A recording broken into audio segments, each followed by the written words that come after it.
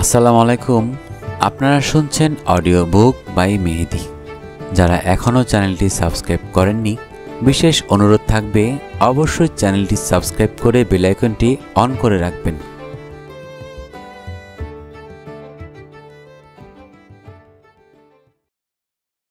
অসুখ। ছোটোখাটো অসুখ আমার কখনো হয় না, সর্দি কাশি জ্বর কখনো না, পচা বাসি খাবার খেয়েও আমার পেট নামে না, ব্যাক পেইনে কাতর হয়ে বিছানায় পড়ে থাকি না, আধ কপালে সম্পূর্ণ কপালে কোনো কপালে মাথা ব্যথা আমার নেই, মুড়ি মুরগির মতো প্যারাসিটামল আমাকে খেতে হয় না। এক বিকালে 2টা এইস নামের প্যারাসিটামল খেয়ে ফেললাম। শাওন বিস্মিত হয়ে বলল, মাথা ব্যথা? আমি বললাম, না, এক সাহিত্য অনুষ্ঠানে যাব, সেখানে মাথা ধরতে পারে ভেবেই অ্যাডভান্স ওষুধ খাওয়া। ছোট রোগব্যাধি যাদের হয় না তাদের জন্য অপেক্ষা করে বড় অসুখ। একদিন কথা নেই বার্তা নেই, গলা দিয়ে রক্ত পড়তে লাগলো। 1 চামচ 2 চামচ না, কাপ ভর্তি রক্ত। আমি হতভম্ব। কিছুক্ষণের মধ্যে নাক দিয়েও রক্তপাত শুরু হলো। আমার শরীরে এত রক্ত আছে ভেবে কিছুটা আহ্লাদ হলো। তখন আমি চিটাগাংয়ের এক হোটেলে। শিশুপুত্র নিশাদকে নিয়ে শাওন আছে আমার সঙ্গে। নিশাদ অবাক হয়ে তার মাকে জিজ্ঞেস করল, মা, এত রক্ত দিয়ে আমরা কি করব? আমি তার কথায় হো হো করে হাসছি। শাওন বলল, এ অবস্থায় তোমার হাসি আসছে? আমি সঙ্গে সঙ্গে হাসি বন্ধ করলাম। আসলেই তো, এ অবস্থায় হাসা ঠিক হচ্ছে না। আমার উচিত কাগজ কলম নিয়ে এপিটাফ লিখে ফেলা। কল্পনায় দেখেছি নুহাসপল্লীর সবুজের মধ্যে ধবধবে শ্বেতপাথরের কবর, তার গায়ে লেখা, চরণ ধরিতে দিও গো মা, চরণ ধরিতে দিও গো আমারে, নিও না সরায়ে। এখন বলি হার্ট অ্যাটাকের গল্প। সোহরাওয়ার্দী হাসপাতালে আমার চিকিৎসা চলছে। প্রথম ধাক্কা সামলে ফেলেছি। আজরাইল খাটের নিচেই ছিল। ডাক্তারদের প্রাণপণ চেষ্টায় বেচারাকে মন খারাপ করে চলে যেতে হয়েছে। আমাকে ইন্টেনসিভ কেয়ার ইউনিটে থেকে নিয়ে যাওয়া হয়েছে কেবিনে। কতদিন থাকতে হবে ডাক্তাররা পরিষ্কার করে বলছেন না। এক সকালবেলায় হাসপাতালের লোকজনের মধ্যে অতিরিক্ত ব্যস্ততা দেখা গেল। আমার বিছানার চাদর বদলে দেওয়া হলো, জানালায় পর্দা লাগানো হলো। ঝাড়ুদার এসে বিপুল উৎসাহে ফিনাইল দিয়ে মেঝে ঘষতে লাগলো। তারপর দেখি 3 জন অস্ত্রধারী পুলিশ। একজন ঢুকে গেল বাথরুমে, 2 জন চলে গেল বারান্দায়। আমি ডিউটি ডাক্তারকে বললাম, ভাই, আমাকে কি অ্যারেস্ট করা হয়েছে? অপরাধ কি করেছি তাও তো জানি না। ডিউটি ডাক্তার বললেন, বাংলাদেশের প্রেসিডেন্ট শাহাবুদ্দিন সাহেব আপনাকে দেখতে আসছেন। আমি অবাক হয়ে বললাম, কেন? সেটা তো আমরাও জানি না। প্রেসিডেন্টের প্রেস সচিব খবর দিয়েছেন তিনি আপনাকে দেখতে আসবেন। আমি মোটামুটি নিশ্চিত হয়ে গেলাম এই দফায় আমি মারা যাচ্ছি। শুধু মৃত্যু পথযাত্রী কবি সাহিত্যিকদেরকেই দেশের প্রধানরা দেখতে আসেন। প্রেসিডেন্ট শাহাবুদ্দিন আমার প্রিয় মানুষদের একজন। তার সততা, দেশের প্রতি ভালোবাসা তুলনাহীন। তিনি আমাকে দেখতে আসছেন জেনে নিজেকে খানিকটা গুরুত্বপূর্ণ মনে হচ্ছে। ছোটোখাটো মানুষটা দুপুরের দিকে এলেন, বিছানার পাশে রাখা চেয়ারে বসলেন। যে কথাটা বললেন তাতে সঙ্গে সঙ্গে আমার চোখে পানি এসে গেল। তিনি ময়মনসিংহের ভাষায় বললেন, এখন মারা গেলে চলবে? আপনার নোবেল পুরস্কার আনতে হবে না?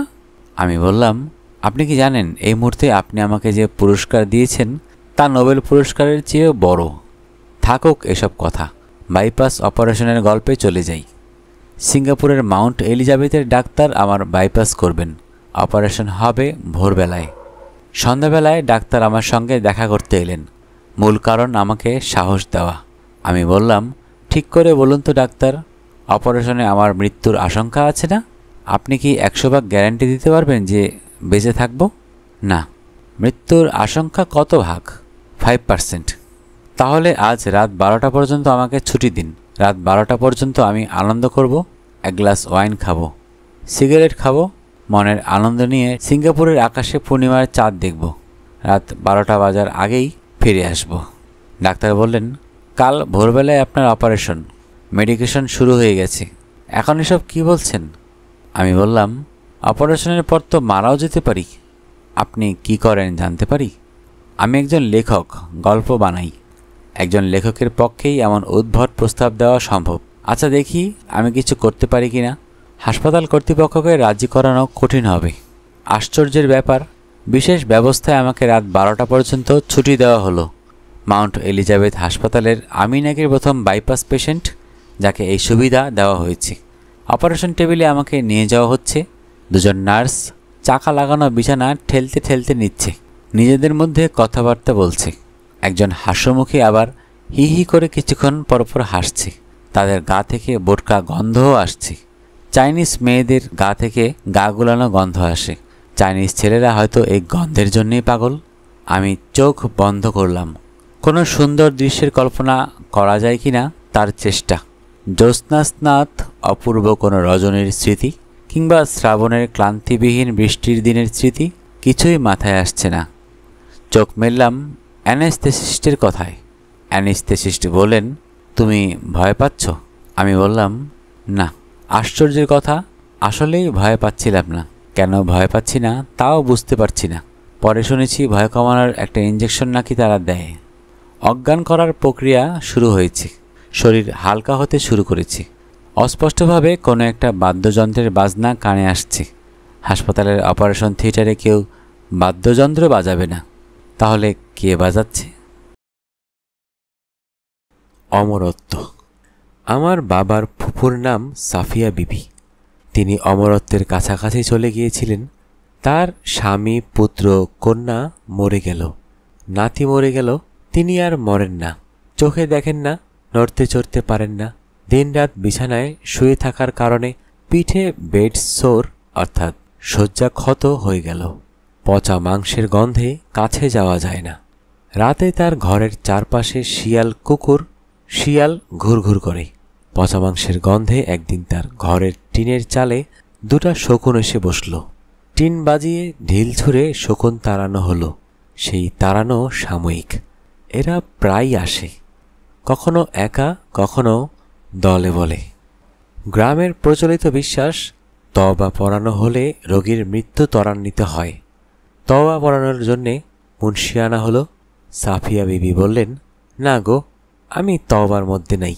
তওবা করতে হইলে অজু করা লাগবে। শরীরে পানি ছোঁয়াইতে পারি না, অজু কেমনে করব?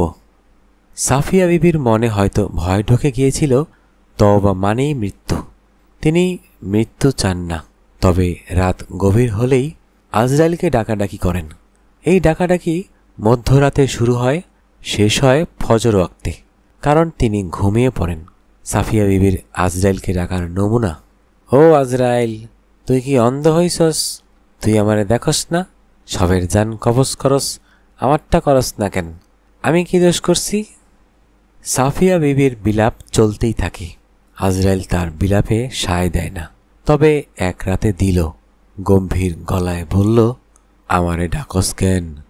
কি সমস্যা? হতভম্ব সাফিয়া বিবি বললেন, আপনি কে?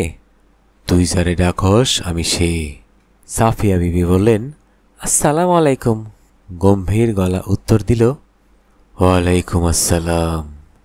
পাঠক অবশ্যই বুঝতে পারছেন দুষ্ট কোনো লোক আজরাইল সেজে সাফিয়া বিবির সঙ্গে মজা করছে। দুষ্ট লোকের পরিচয়ে তিনি আমার ছোট চাচা এরশাদুর রহমান আহমেদ। প্র্যাকটিক্যাল জোকের অসামান্য প্রতিভা নিয়ে আসা পৃথিবীর অতি অকর্মণ্যদের একজন। তিনি নিশিরাতে মুখে চোঙা ফিট করে পরীর সঙ্গে কথা বলছেন। সাফিয়া বিবি, বলো, কি জন্যে এত ডাকাডাকি? এমনি ডাকি। আমি ভালো আছি, সুখে আছি। আপনি চলে যান, কষ্ট করে এসেছেন, এই জন্যে আসসালাম। মরতে চাও না? কি বলেন? কেন মরব? অনেক কাজকাম বাকি আছে। সাফিয়া বিবি হলেন জীবনানন্দ দাশের বিখ্যাত কবিতার দুটি লাইন। গলিত স্থবির ব্যাং আরো 2 মুহূর্তের ভিক্ষা মাগে, আরেকটি প্রভাতের ইশারায় অনুমেয় উষ্ণ অনুরাগী। বঙ্গদেশের হতদরিদ্র সাফিয়া বিবি 2 মুহূর্তের জন্য ভিক্ষা মাগছেন। এই ভিক্ষা তো অতি ক্ষমতাবান নৃপতিরাও মাগেন। বিশ্বজয়ী চেঙ্গিস খা শেষ বয়সে সমরখন্দ এসেছেন। যদি সমরখন্দের আবহাওয়ায় তার শরীর কিছুটা সারে, তিনি চিকিৎসকদের হুকুম দিয়েছেন অমরত্ব পানীয় এলিক্সির অফ লাইফ তৈরির। যে এই পানীয় তৈরি করতে পারবে সে বেঁচে থাকবে, অন্যদের জন্যে মৃত্যুদণ্ড। চীনের মিং সম্রাট খবর পেলেন জিনসেং নামের এক গাছের মূলে আছে যৌবন ধরে রাখার গোপন রস। তিনি ফরমান জারি করলেন, মিং সম্রাট ছাড়া এই গাছের মূল কেউ ব্যবহার করতে পারবে না। শুধু রাজকীয় বাগানে এই গাছের চাষ হবে। অবৈধভাবে কাউকে যদি এই গাছ লাগাতে দেখা যায় বা গাছের মূল সেবন করতে দেখা যায়, তার জন্য চরম শাস্তি, মৃত্যুদণ্ড। পারস্য সম্রাট দারায়ুস খবর পেলেন এক গুহার ভেতরে টিপটিপ করে পানির ফোঁটা পড়ে। ফোঁটায় আছে অমরত্ব। সঙ্গে সঙ্গে গুহার চারদিকে কঠিন পাহারা বসল। স্বর্ণ ভাণ্ডে সংগ্রহিত হতে থাকল অমৃত। লাভ হলো না। এলিক্সির অফ লাইফ এর সন্ধানে এগিয়ে এলেন বিজ্ঞানীরা। তারা এটার সঙ্গে ওটা মেশান, আগুনে গরম করেন, ঝাঁকাঝাঁকি করেন। অমরত্ব ওষুধ তৈরি হয় না, সবই পণ্ডশ্রম। তবে এই পণ্ডশ্রম জন্ম দিল আলকেমির রসায়ন শাস্ত্রের। অমরত্বের চেষ্টায় মানুষ কখনো থেমে থাকেনি। যে কোনো মূল্যেই হোক মৃত্যু ঠেকিয়ে রাখতে হবে। তা সম্ভব হলো না। মানুষ ভরসা করল মৃত্যুর পরের অমরত্বের জন্যে। পৃথিবীর সব ধর্মগ্রন্থ মৃত্যুর পর অমরত্বের কথা বলছে, স্বর্গ নরকের কথা বলছে। এই পৃথিবীতে যে অমরত্বের সম্ভাবনা নেই, পরকালে তার অনুসন্ধান।